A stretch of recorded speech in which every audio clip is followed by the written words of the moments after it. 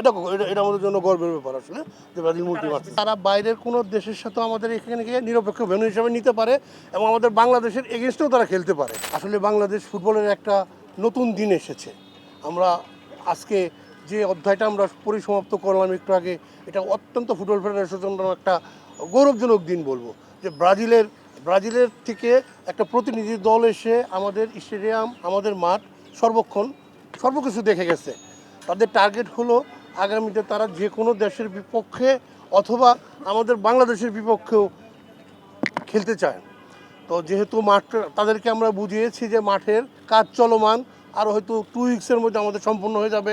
তারা dressing room, তারা আমাদের পুরো স্টেডিয়াম ঘুরে দেখেছে। তারা আমাদেরকে আশ্বস্ত করেছে যে ঠিক আছে, প্রয়োজন হলে তারা আরেকবার এসে দেখবে।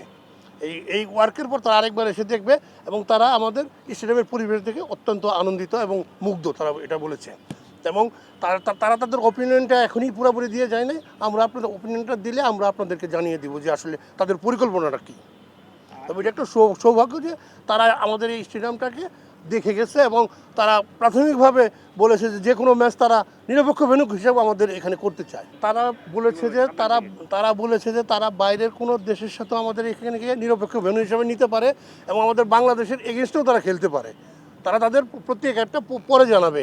তারা আজকে মাঠটা স্টেডিয়ামের পরিবেশ দেখার জন্য শুধু আসছে এবং তারা আজকে রাত্রেই চলে যাবে, কিন্তু এটা শুধু এটা দেখার জন্যই আসছে। না, তারা হলো মানে ব্রাজিল জাতীয় দলের মানে টিম অ্যানালাইসিস যে আর অ্যাডমিনিস্ট্রেটর যে মাঠ প্রদর্শন করে, ওই মূল ব্যক্তি আসছিল। ওনারা আমাদেরকে বলছে মাঠটা তারা দেখে গেছে, স্টেডিয়ামের পরিবেশ দেখে গেছে, আমাদেরকে বলেছে তারা তাদের নিরপেক্ষ ভেন্যু হিসেবে আমাদেরকে এটা নিতে পারে, আমাদের স্টেডিয়ামটা চাইতে পারে, অথবা আমাদের দেশের সাথেও কোনো ম্যাচ খেলতে পারে।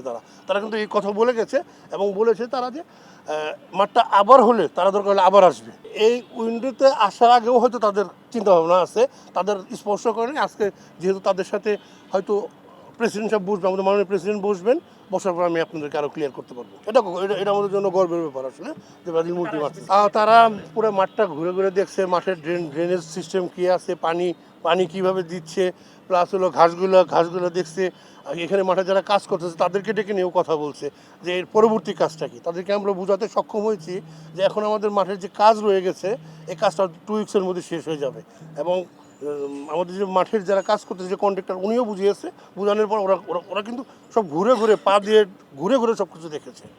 আর ড্রেসিং রুমগুলো দেখেছে, প্লাস হলো গ্যালারি দেখেছে, মিডিয়া বক্স দেখেছে, ও পুরোটা দেখছে।